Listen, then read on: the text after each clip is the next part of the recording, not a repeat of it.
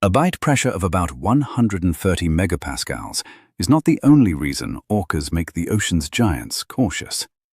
They hit fast, hunt with precision, and use tactics that look less like a chase than a coordinated ambush. Put those pieces together, and you get the killer whale, better known to many as the orca. It sits at the top of the marine food chain, and for countless ocean animals, that black and white shape means the rules have changed. But a crown only matters if it holds up against rivals. Set an orca beside the ocean's other headline monsters, and the question gets sharper. Does its reputation survive the comparison? In nature, very few predators dominate almost everywhere they live. The orca comes unusually close. It hunts in polar seas, in the waters around Antarctica and the Arctic, and it also appears in tropical oceans. Its menu is not narrow. Salmon and tuna are on it, so are seals, sea lions, seabirds, rays, several kinds of sharks, and even whales much larger than an orca. That range is the first clue. This animal is not built around one trick. It is built around options. The name killer whale is slightly misleading. Orcas are members of the dolphin family, not true whales in the everyday sense. The older name stuck because they were known for attacking and killing larger whales. For most healthy adult orcas, there is essentially no natural predator above them, apart from humans. That is why the species has earned such a cold reputation, not just as a hunter, but as one of the ocean's highest-ranking predators. The strange part is that orcas do not rule by being the biggest bodies in the water. A typical adult is only about 6 to 8 meters long and weighs between 3 and 6 tons. Beside the largest marine animals, that is not enormous. Their real edge is the brain behind the body. Orcas are marine mammals with highly developed nervous systems, strong learning ability, and long memory. Studies have shown that different populations can develop their own cultures, vocal dialects, preferred prey, and hunting methods that belong to that group rather than the species as a whole. Those skills are not just instinct firing in the moment. They can pass from one generation to the next. And that is where the orca becomes more dangerous than its size suggests.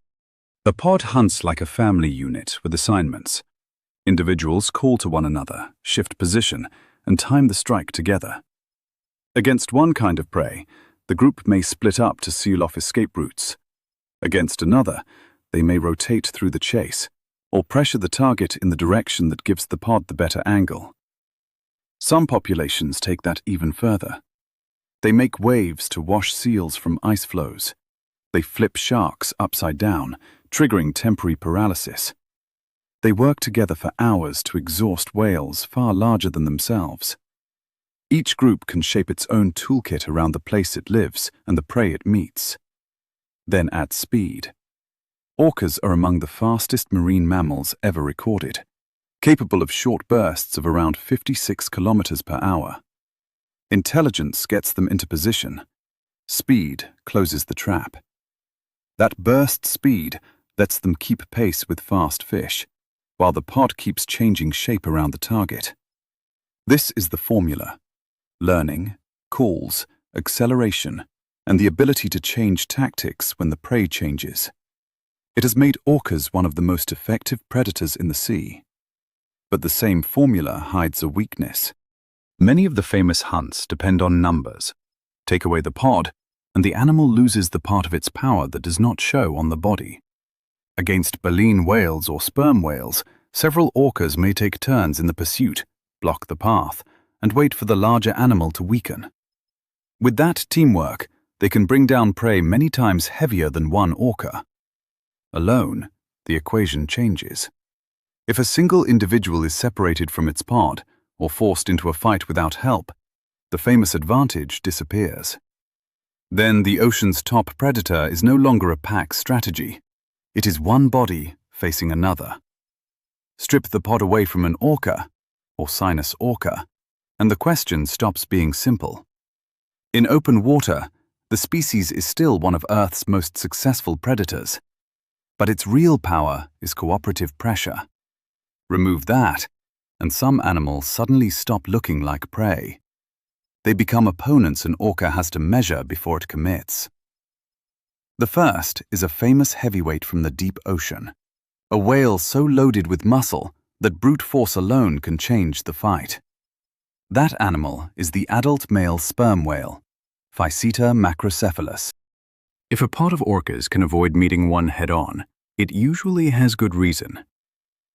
In our earlier look at sperm whale strength, this giant came out as one of the ocean's most formidable animals. Huge, built for deep dives, and armed with a specialized hunting system. Now we set the same animal beside the orca, and the matchup becomes much less comfortable. A sperm whale is not merely a hunter of the deep. For any predator trying to test it, it is a dangerous piece of ocean to collide with. This is where the clash begins to tilt. A mature male carries enough size and strength to rewrite the terms of the encounter. He can reach 16 to more than 18 meters in length and weigh over 50 tons. Next to a full-grown orca, that is a different scale of animal. That size gap matters immediately. A single orca has almost no realistic path to overpowering a male sperm whale. In the wild, orcapods tend to go after female sperm whales or calves instead. Mature males are a far harder problem. They are larger, and they are known for forceful, sometimes aggressive responses. Observers have recorded males doing the opposite of fleeing, charging into an orcapod, pushing them away from hunting grounds, or even taking over a kill. For a lone orca, that turns a hunt into a very bad trade. And sperm whales do not have to face that pressure alone. One of their best-known defenses is called the rosette, or wagon wheel. When orcas are detected, several sperm whales can close ranks fast. They pack into a tight circle, with their heads angled toward the center and their tails aimed outward. The message is physical, not subtle. Come closer, and you enter the tail zone. If calves are present, they are held in the safest place, the middle. The adults become a living barrier around them. For an orca, the usual angles of attack almost disappear, because every route in ends at a wall of heavy, whipping flukes. That is the real weapon here. A sperm whale tail is powered by the muscle needed to drive a many-ton body down to depths of more than 2,000 meters. Turn that engine sideways, and it becomes a club. A lateral tail strike from an animal that size can do severe damage, and in the wrong place, it can be fatal. Research vessel observations show orcas treating that risk seriously. Even as a pod, they keep distance, shift position, and work around the danger area rather than simply rush in. One clean blow to the head could put an orca in mortal danger. That is why the sperm whale should not be imagined as an easy target. With a healthy adult male in his prime, the balance can swing almost completely toward the deep-sea giant. So the lone orca is not just smaller. It loses the team that normally splits attention, creates openings, and shares the risk. What remains is a direct contest with an animal carrying far more mass, and a defensive weapon capable of ending the fight with one hit. From a matchup that leans toward the sperm whale, we move to a very different threat. An opponent defined not by a crushing tail, but by jaws often treated as the ocean's most dangerous. The sperm whale unsettles an orca by being enormous. The great white shark is a different problem entirely. On paper, the orca still has the bigger body, the sharper brain, and the wider hunting toolkit. In places such as South Africa and California, great whites may leave fast when orcas arrive. But strip the scene down to a harder question. A smaller lone orca meets a fully mature great white of comparable size. No pod, no easy mismatch. Does the shark finally get a real chance? This is where the orca's mind becomes the weapon that matters most. The move is brutally simple. Orcas come in from the side or rise from below and use their mass to roll the shark over. That twist matters because it attacks a built-in weakness. When many sharks, great whites included, are turned onto their backs, they can enter tonic immobility, a temporary paralysis. The animal is still alive, but the fight drains out of it. In that trance-like pause, the orca gets the opening it needs. Documented encounters showed the same lesson again and again. The shark's biology can be turned against it, but a great white is not a soft target waiting to be handled. Its danger is concentrated in the jaws. They are built for damage. The mouth can open wide, and the bite can reach about 28 megapascals of pressure. Behind that bite sit rows of triangular, serrated teeth, sharp enough to slice rather than simply puncture. A hit from that mouth is not just a wound. It can remove heavy pieces of flesh in a single tearing bite. Those teeth are not a one-time set. Through the shark's life, lost teeth are replaced, keeping the cutting edge ready. So if an opponent ends up in that mouth, the damage can be catastrophic. The attack style makes it worse. A great white hunts from below, using the deep as cover. Then it surges upward at speed, hits from a blind spot, and may blast prey out of the water before the bite disables it. Sensors, surprise, and a mouth built to tear all arrive in the same instant. Against an orca, that ambush loses much of its edge. Thick blubber and sheer bulk make a crippling shark bite far harder to deliver. Harder does not mean impossible. A small orca, an old one, or a sick animal could still take wounds it cannot survive. What we do not have, so far, is a documented case of a healthy adult great white actively hunting and killing a fully grown orca under normal conditions. The reverse is not a guarantee either. A lone orca is not a magic answer to every shark. The great white is unlikely to dominate the matchup, but it is dangerous enough to make even an apex predator choose its angle carefully. And the next opponent changes the rules again. This one is less a fighter than a living wall, a body so huge that mass itself becomes the weapon. At that scale, size becomes an advantage almost no other animal can copy. For a lone orca, a direct fight with a blue whale is not a contest it can realistically solve. The blue whale's first defense is the simplest one in nature. It is enormous. It is the largest animal known from Earth's history, and that fact alone changes what an attack can achieve. An adult blue whale can reach nearly 30 meters in length and weigh more than 180 tons. The largest individuals are estimated to approach 200 tons. Against that amount of body, most of the whale is simply beyond what one orca can damage enough to matter. Blubber, tens of centimeters thick, adds another barrier against the bite. So orcas usually choose a different target. Calves separated from their mothers, or whales already weakened and exhausted. The best-known example came off Western Australia in 2019, when a pod of orcas coordinated an attack on a juvenile blue whale about 18 meters long. Even then, the win depended on numbers, and on the prey being young and vulnerable. That is the point. If a young blue whale demands a coordinated pod, the biggest adults are not easy victims, even for orcas gathered in force. When orcas go for a blue whale calf, the mother does not need teeth to change the fight. She turns her own body into cover. The calf presses tight against her belly, riding the moving water along her flank, and that slipstream helps it travel faster than it could alone. Blue whales can also hold a speed above 32 kilometers per hour for long enough to stretch the chase and shake an orca pod loose.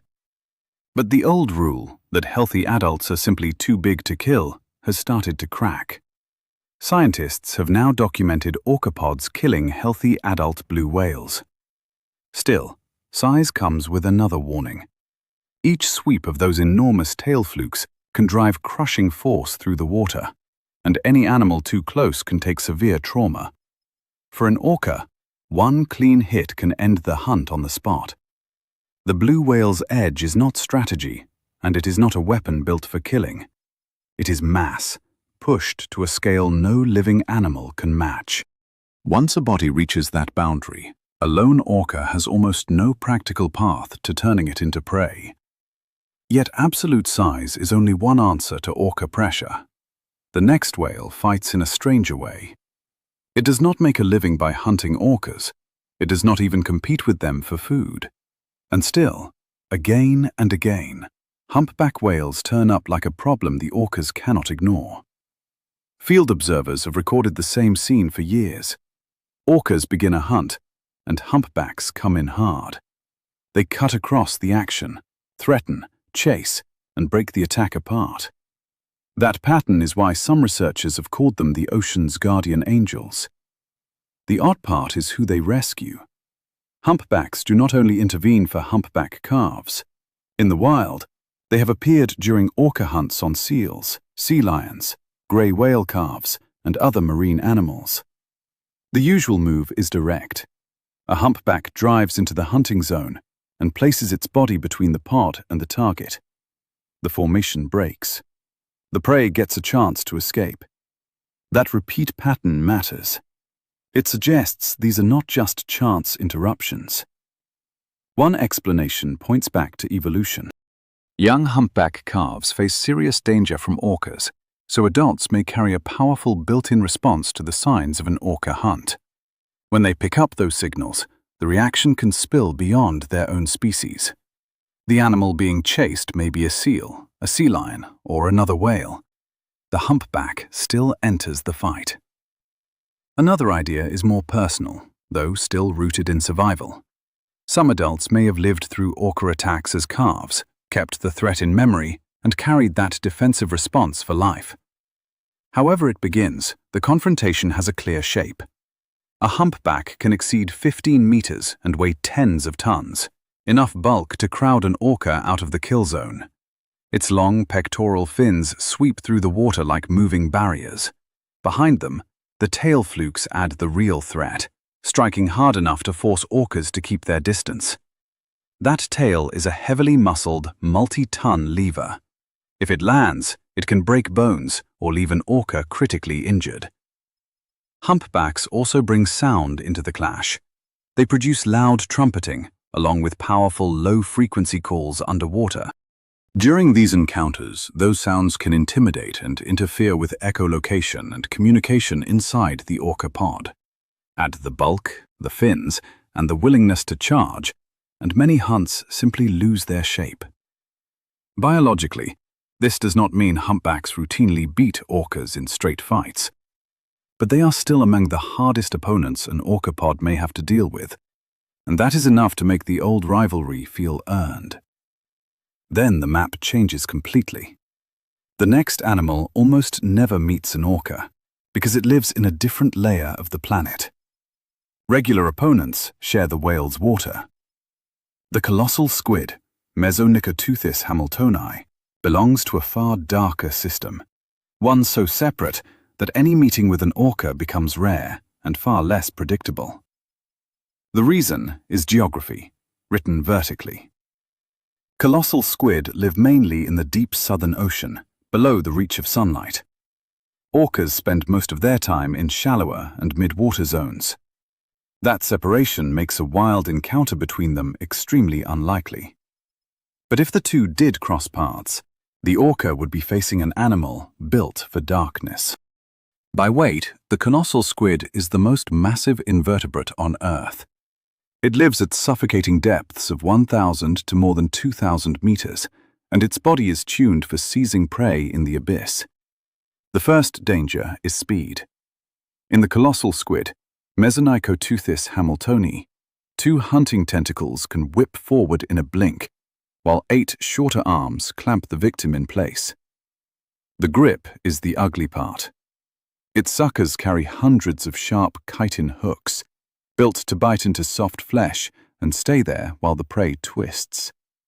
Then the center opens. Between the arms sits a chitinous beak, parrot-shaped, but driven by a crushing bite. That beak is the cutting tool, the crusher, the part that lets a colossal squid tear through muscle. We rarely see these fights directly, but sperm whales carry the paperwork on their skin. Round scars and hook marks left by deep ocean clashes. Now push that evidence into a tougher question. If a lone orca met a fully grown colossal squid by chance, its usual advantages would not be guaranteed. The squid could turn distance into a trap. Hooked tentacles might cinch around the orca, and if the beak found softer tissue, the injury could matter fast. The orca would have to break off before the struggle pulled it deeper, where an air-breathing hunter can drown. But the balance does not all tilt one way. The orca is larger, with powerful jaws. Thick blubber can blunt the tearing hooks, and conical teeth would crush a soft, boneless body. No one has documented an orca and a colossal squid meeting in the wild. For now, the whole matchup rests on anatomy, behavior, and what each animal is built to do. Even with that caution, the thought experiment has teeth. A colossal squid is not just prey if the wrong orca finds it in the wrong water. It could be a serious opponent. And that is the pattern running through every rival we have weighed. Each one has a pressure point it can exploit, a weapon or advantage strong enough to make even an orca change tactics or avoid the fight. So the bigger question remains. If the ocean holds animals that can challenge it, why does the orca still sit so high in the food chain? Here is the paradox. Put each challenger under the lens, and every one can threaten the orca's crown in some narrow way. One has mass, another has cutting teeth. Another can fight back with hooks, bulk, or blows from a fin. If single traits decide the ranking, the orca should lose the argument again and again. But predators are not ranked by one body part. Science looks at the whole system, the body, the senses, the behavior, and how well all of it works together when a hunt turns messy. Because in raw categories, the orca is not the ocean's biggest animal, and it is not simply the strongest. An adult male sperm whale brings massive muscular power. A blue whale is so much larger that even a pod of orcas has reason to pause before attacking. Judge only by weapons, and the picture shifts again. A great white shark has serrated jaws built for tearing flesh. A colossal squid carries hooked tentacles that can make close contact dangerous, especially for a solitary or weakened orca. The humpback whale proves the same point from another angle. Its size and the force of its fin slaps have repeatedly broken up orca hunts. So if the contest is reduced to isolated scores, the black and white predator does not cleanly win a single column. Its real advantage is the blend. The orca takes several good tools and turns them into a hunting strategy that is far harder to answer than any one weapon. That strategy starts in the head. A highly developed brain lets an orca learn demanding hunting techniques and remember them. Sound keeps the group linked when visibility drops and individuals cannot see one another. Stable social bonds do the rest, carrying experience from one generation to the next until different populations develop their own hunting cultures. That is why the orca is not just an instinct machine. Much of its hunting life is shaped by long learning. An orca's real weapon is not hidden in its jaws. It is built around it in the pod. That social core lets several animals move as one, turning separate bodies into a coordinated hunting system. Alone, an orca can be outmatched by larger marine animals or by rivals carrying harsher natural weapons.